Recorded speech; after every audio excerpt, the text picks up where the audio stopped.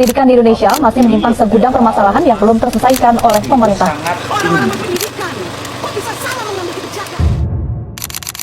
Indonesia Emas 2045 adalah impian kita semua, ditandai dengan generasi cerdas dan pendidikan berkualitas. Pendidikan memegang peranan vital dalam mempersiapkan sumber daya manusia yang mampu bersaing di kancah global. Without education, there is no future. Assalamualaikum warahmatullahi wabarakatuh. Salam Om Swastiastu, Namo Buddhaya, Salam Kebajikan. Perkenalkan, saya Dinda Disa Putri, mahasiswa Institut Agama Islam Negeri Curup. Sebagai bagian dari generasi muda, saya percaya bahwa pendidikan merupakan fondasi utama dalam mewujudkan visi bangsa. Visi yang diharapkan sebagai bangsa yang berdaulat dan makmur. Sejarah mencatat, Indonesia sudah melakukan perubahan kurikulum sebanyak 11 kali. Dimulai dari kurikulum pertama pada tahun 1947 bernama Kurikulum Rencana Pelajaran dan diakhiri dengan Kurikulum Merdeka Belajar.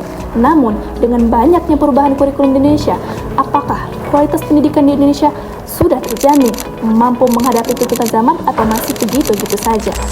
Dilansir dari Program for International Student Assessment pada tahun 2022, Indonesia berada di peringkat terendah dibanding negara lain. Dengan rincian, untuk kemampuan literasi, Indonesia berada di peringkat 71 dari 81 negara.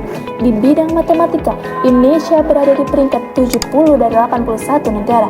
Dan di bidang sains, Indonesia berada di peringkat 67 dari 81 negara. Data ini menunjukkan bahwa kualitas pendidikan Indonesia masih perlu diperkuat agar mampu bersaing dengan bangsa lain. Menurut saya, ada 3 hal mengapa pendidikan di Indonesia begitu terpuruk. Pertama, ketimpangan akses pendidikan antara daerah perkotaan dan daerah 3T. Kedua, kualitas guru dan kesiapan tenaga pendidik. Ketiga, pembelajaran yang belum relevan dengan perkembangan zaman saat ini. Selain 3 hal tersebut, ada masalah lain yang tidak kalah penting, adalah soal anggaran pendidikan. Meski pemerintah telah mengalokasikan 20% dari APBN, faktanya penyalahgunaan dana justru merugikan siswa, guru, dan sekolah.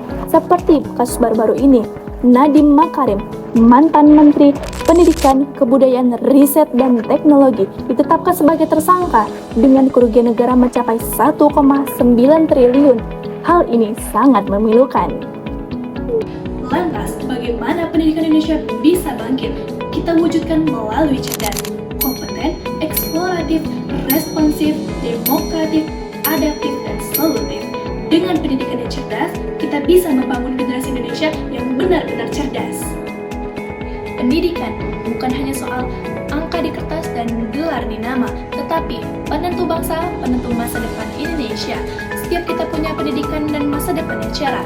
Mari bersama mewujudkan generasi emas Indonesia 2045.